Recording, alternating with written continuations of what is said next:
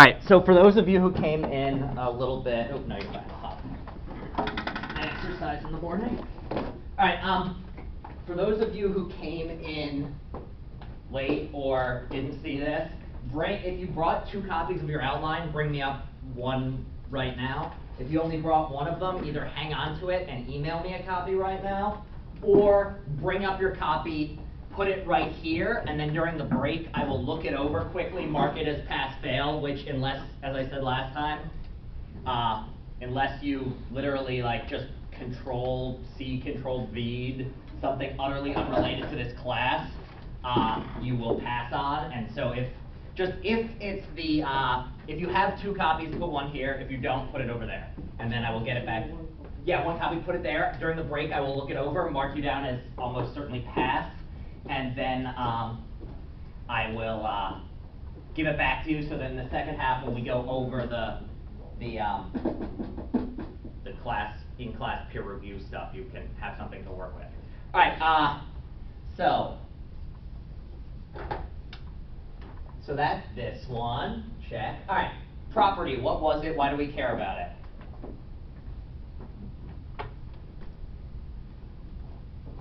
Good news is there's not that much we have to talk about today, so I can just sit back and relax and let you all stay silent until somebody says what property is.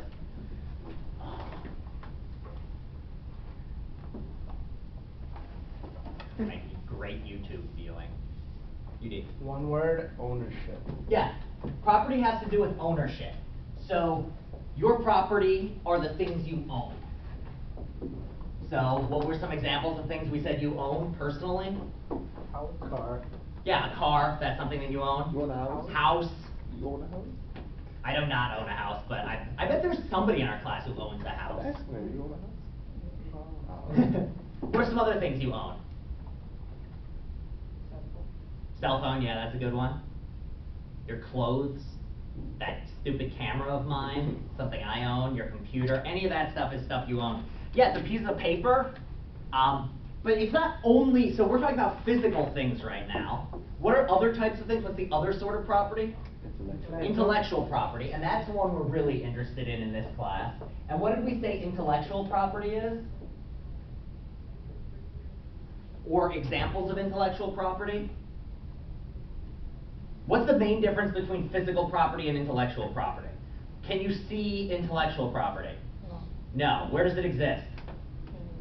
Yeah, it's like in your brain or in like some imaginary or semi-imaginary abstract realm. It's basically, if you can't see it and science doesn't talk about it, then it's intellectual. So what are some examples of intellectual property? Music is a good one. So, you know, whoever comes up with a song and writes it down, that is their intellectual property. I heard another one. Education? Yeah, so education, so it's not so much the stuff that's in your head, it's, in this case, it's like, if you come up with any sort of new idea, like any paper you write, that is your intellectual property. If I were to take you, like imagine one of you wrote the most kick-ass paper ever, and I took it, crossed out your name, wrote mine, and turned it into like a newspaper and said, this is my beautiful article, that is stealing your intellectual property. So any ideas you have, anything you write down, that's intellectual property. What are some other ones?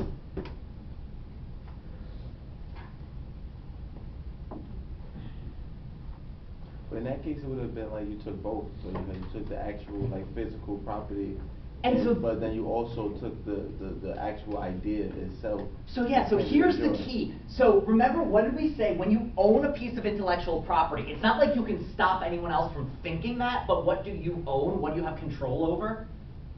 What can you stop other people from doing? So say I write a song. Song. This is my song. I wrote it. I own it. I can't stop you from singing it. I can't stop you from listening to it, like, via certain types of things. But what can I stop you from doing? Reproducing the same novel. Yeah, I can prevent you from reproducing it on your own without my permission. And also, what else can I do with it? Can you make money off of my music? No, that's the key. Is I control who can make money off of it, who can copy it. So that's what intellectual property is. So it's not just controlling, you can't control who can think or sing or that sort of thing, but you can control who can make money off of it and who can make copies of it. So another clear copy is if I own, another nice intellectual property is a book. If I write a book, I have the ownership of the book, which means that I get to decide who's allowed to print and sell copies of my book. So it's not that you can't own a physical copy of the book, it's just that you aren't then allowed to take that book, copy it, and start selling other copies. So that's the main difference with intellectual property. Physical property, when you own it, it's just like one thing you own, it's physical, you can hold it, and if I have it, no one else can. With intellectual property, it can be copied over and over and over, everyone can think it, but ownership is controlling who's allowed to make money off of it. So that's what we talked about with intellectual property. Now, why did we say that intellectual property is the interesting one for this class? Why is physical property not all that interesting? Well, it's because physical property hasn't been fundamentally changed by the nature of cyber technology. Cyber technology and physical property, it's just made it easier to exchange things, but like, the way in which I own this laptop is not really fundamentally different from the way I own this water bottle. Like, it's the same general idea. If I own one, I own the other, not a big deal. But intellectual property is affected by cyber technology. So, what are some of the things that come up? What are some of the issues of where intellectual property and cyber technology overlap? Compensation for labor that is skilled or unskilled? Yeah, so say a little bit more, just so I can. That in terms of an author who produced some kind of piece of work that he, from the social point of view, he is owed some compensation for what he has produced, because it's otherwise could not exist, or just. Yeah, so this is what we talked about last time. Of any type of property, the reason we want a society with property is because we want the people who spend the time and effort making things to be rewarded for it. So if I write a book, I should get, and a lot of people enjoy it, I should get some sort of compensation for it. Because if I got no compensation, what reason would I have to keep writing? No one would become an author if they couldn't get paid to be an author. And so how has cyber technology affected this exactly? What are the ways in which it's made it different? Free exchange of. Yeah, now it's a lot easier to exchange things without an author's permission. So if one person gets a physical copy of a book, and all they have is a physical copy of a textbook, there's not really much they can do with it other than give that one copy to a friend. But if you have a file that has that textbook on it, what can you do? Copy it, and you can send out hundreds of thousands of copies. Or you can just post it to some website that allows other people to download it. So you post it to that website, anyone worldwide who knows how to access it now has access to that. That is fundamentally different from what's come before. The ease of exchange has totally changed the nature of intellectual property exchange. Yeah, I agree. I think that also, like when you're talking about the issue, I don't know if we talked about this on last class, but like when you're trying to take something physical and make it, or intellectual, trying to preserve the integrity of the intellectual property, it's hard too, because like you said, it's a physical thing. It's not like you could put something physical into the cyber world, like in literal sense. Like, so you have to, it's already compromised at that point, because there's no way to physically track the way that it gets moved. Yeah, and that's another big thing, is just the nature of intellect or exchange on the internet. It's just much harder to track. Like if I have a physical thing and I don't want it spread too much, I have pretty good ability to keep an eye on that thing. But the moment an intellectual thing gets onto the internet, you lose basically all control over it, because anybody who can copy it can make more copies, and it's almost like a virus. So, you know, one person gets sick, they don't just have the ability to get one other person sick. They can get a bunch of people sick, who can then get a bunch more people sick. So all you need is one file on the internet, and then that one file can turn into millions of files. And so that's just like in the old days, if I wanted to keep control over my song, if it was the only copy of the song was just like the sheet music written down, as long as I kept that in a safe somewhere, there was no way anyone was going to be able to get it and exchange it. Now, I probably, you know, post it onto, I don't know, SoundCloud. And now anyone who downloads that can spread it around. So that's another issue. And there's also no way of stopping anyone from changing it.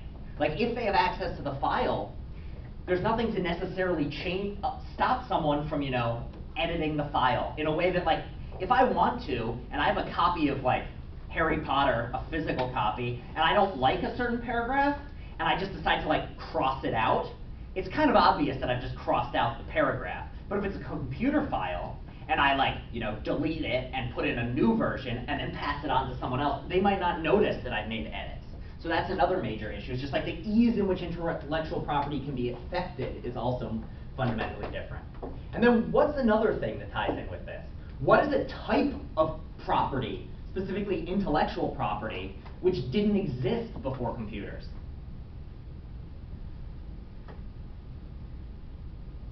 Blueprints?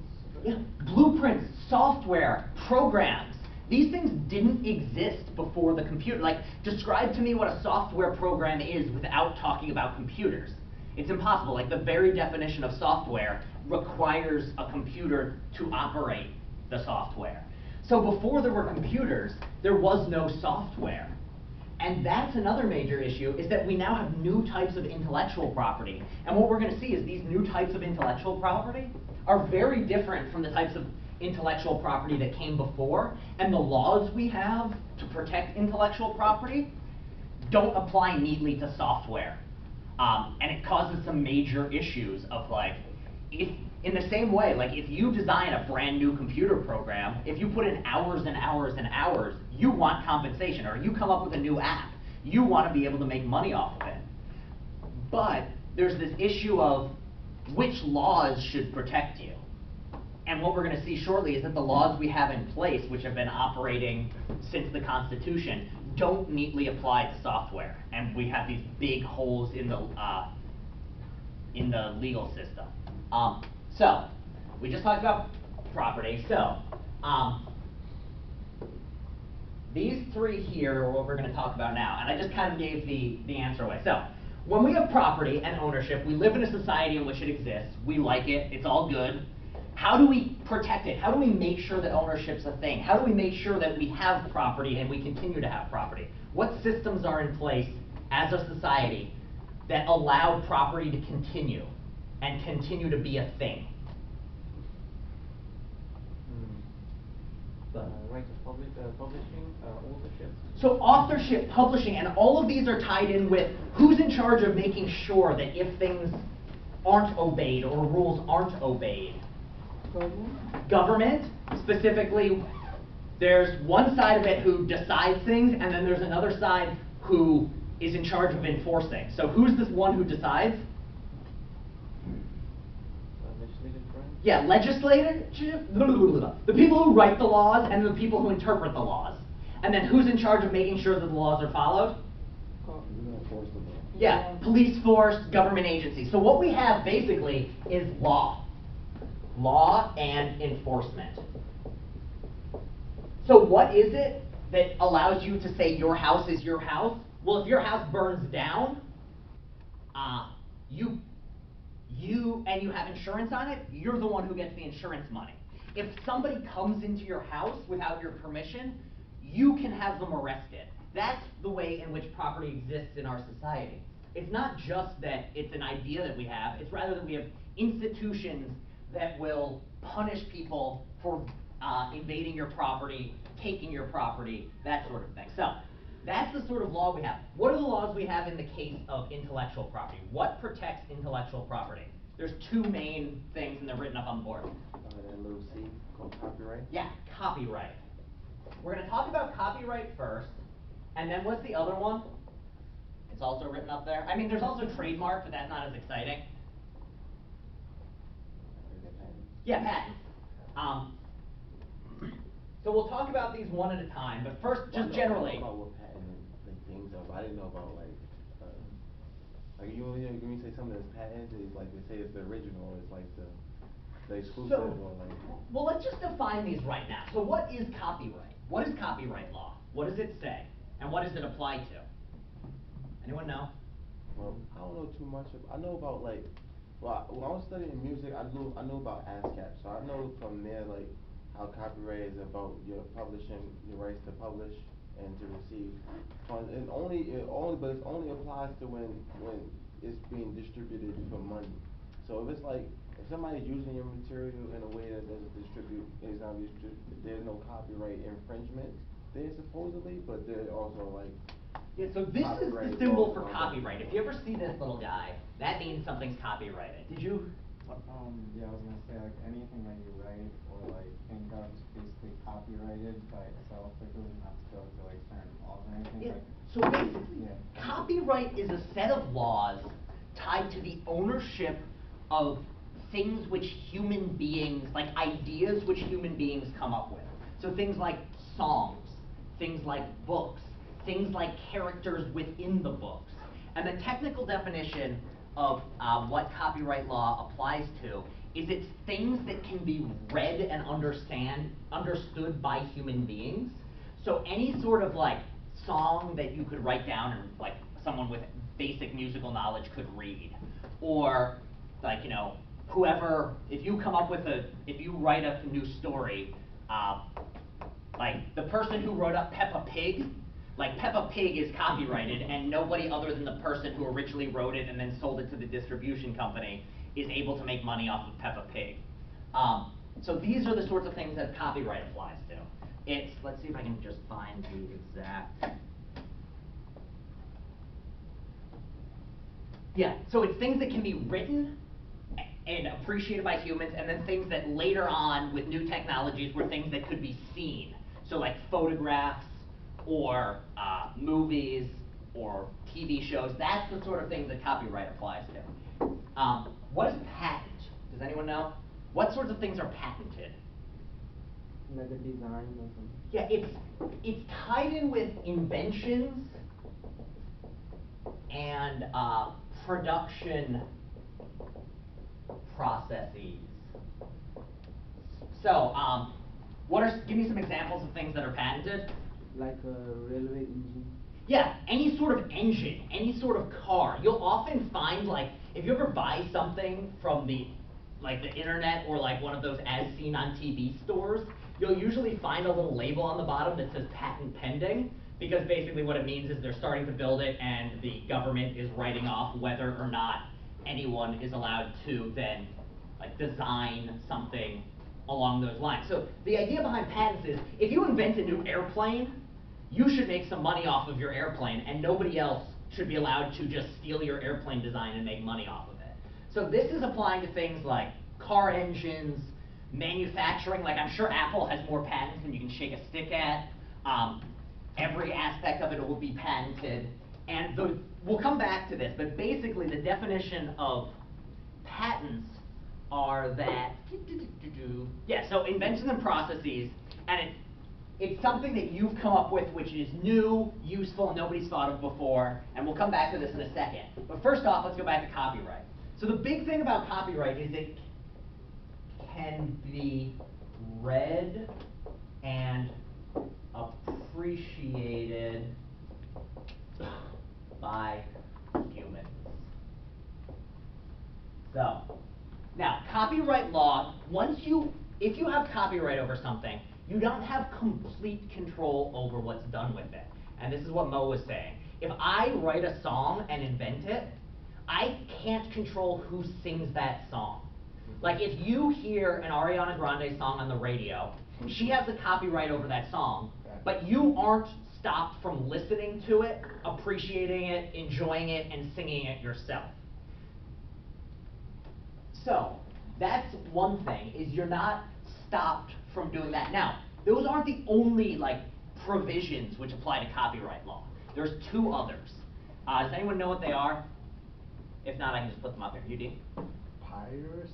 So piracy is what happens when you break copyright law. So if I'm somebody who then starts selling it without permission, that's piracy. But there are certain rules that also you're allowed to do certain things with copyrighted material. It's not that whoever has the copyright has complete control over it. So what are things you're allowed to do along with, why is it that you're allowed to sing the song yourself or things like that? Also, I think you're allowed to legally sell the rights to the copyright. Yeah, so here's one thing you are allowed to do is if you come up with a song, you are allowed to sell it to somebody else. But So once if you do I that- write the song, I can sell my song to someone else, and if they're willing to pay for it, then they're allowed to get the proceeds in the future. So it's not like if I invent it, I then have the copyright forever. It's rather that I get to decide what happens with it. So if I decide that I want to sell my brand new song to someone, and then they want to make copies of it, as soon as I've sold it, they now have the rights to it.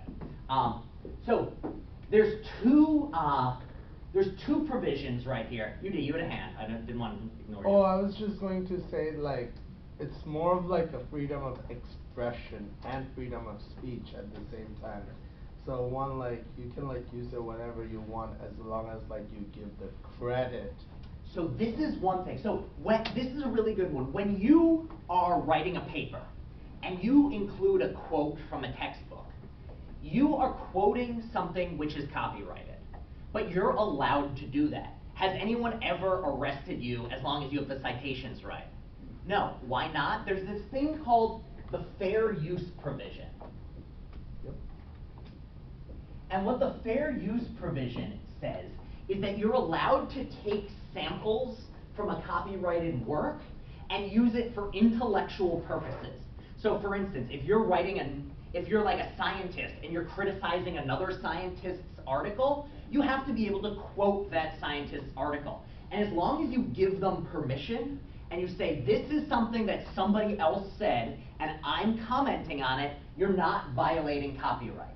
Why is this a provision? What is the reason that we have fair use? It's just like a common sense sort of idea. Why is it that we have this here? Because some things that are copyright are probably common sense. Yeah, some of the things that are copyrighted are common sense, but more importantly, if you take an idea like, how hard would it be to teach this class if I wasn't allowed to talk about what was said in the textbook? Like imagine if I tried to talk about what was said in the textbook, and because it's copyrighted, I wasn't allowed to speak about it. Or imagine trying to write a research paper, but you aren't allowed to draw on any copyrighted material at all in your own work. What would happen? How good would your research paper be? You have to become a scientist. But imagine if as a scientist you weren't allowed in your own work to cite anybody else's work because it was copyrighted.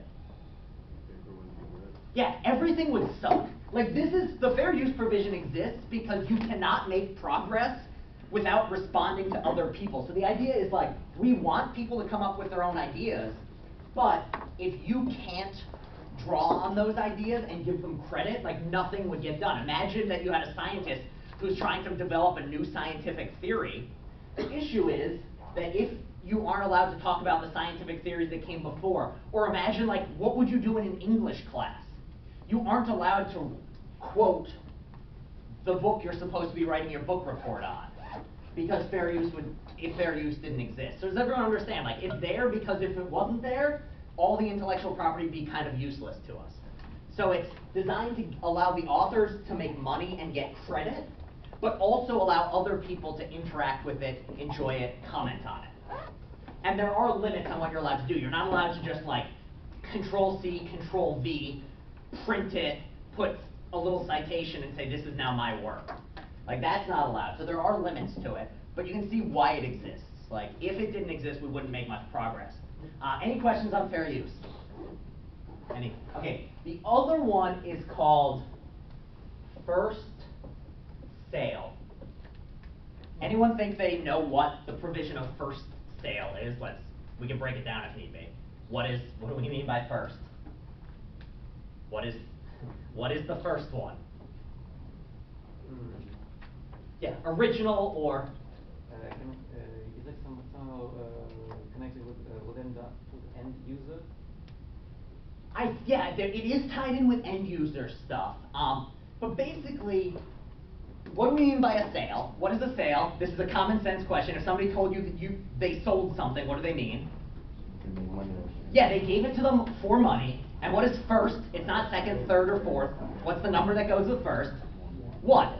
So the idea behind first sale is, imagine you go to Barnes & Noble and you buy a physical copy of a book. Or you go to the bookstore downstairs and you spend money and get a physical copy of the book. Now, what are you allowed to do with that physical copy? You can light it on fire. What else can you do? Read it. Read it. What else can you do? Literally do anything. Yeah, you can literally do anything with it. Why? Because you bought it in the first place. As soon as the company or the copyrighted owner sells it once, then once it's sold the first time, they no longer have control over it. So it's not, if you decide to start burning copies of Harry Potter, J.K. Rowling is not allowed to come up and tell you to stop doing it. I mean, she can try and be like, that's a waste of paper, but legally there's nothing she can do about it. You can give this book to someone. You can cross out all the words you don't like. You can do anything you want so long as you're not then copying the text itself and selling it to somebody else. So that's what first sale is. First sale says once you buy it, you're allowed to do whatever you want with it, so long as it's not copying. So everyone understand these two. We've got why we have copyrights. They exist because if they didn't exist, no one would bother writing books because they wouldn't get paid for it. In the same way, we have fair use because if we didn't have fair use, no one would ever comment or be able to comment on other people's work. And then we have first sale because if you spend the money to buy something, it's then yours and you should be allowed to break or sell or whatever with your physical copy. All right, this is the law. This is how it works. What are the problems with CyberCheck? What are some immediate issues that come up here?